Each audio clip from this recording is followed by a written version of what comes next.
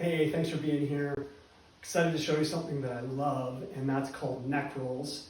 That's these things, and they're awesome. They're really good at keeping your joints young and healthy. They just circulate blood. It's kind of like lubricating a rusty joint with oil, except in humans, we're going to bring blood to our bones and ligaments, muscles and nerves, cartilage, disc, you name it.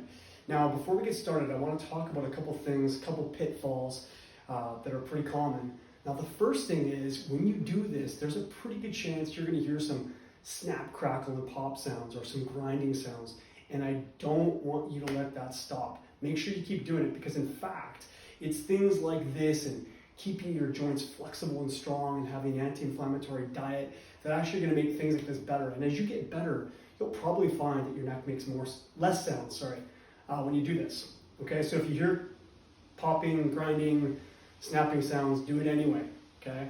Now, number two, go slow with this. Now, the reason for that is that if you start to really push it and go through a full range of motion, which, yes, is good, just it can be bad. You can kink things. You might tweak your back or upper neck or kink your neck, and it sucks. So when you start this, just remember to go slow, build confidence as the days and weeks and perhaps even months pass as you're doing this daily, I hope.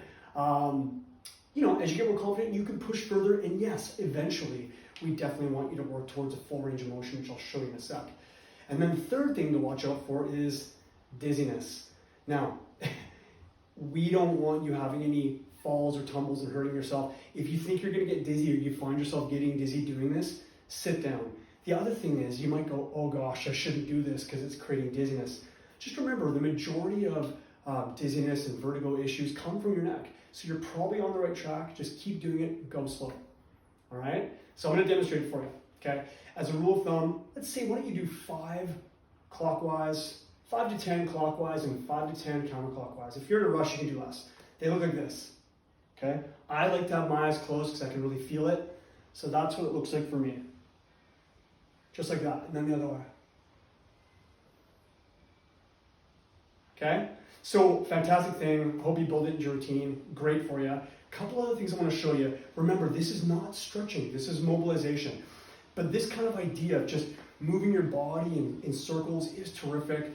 Great for things like your hips, like this. Same concept, right? Both directions. For your knees, awesome. If you hear grinding, keep doing it. Just go slow, okay? And then one of my favorites, your feet.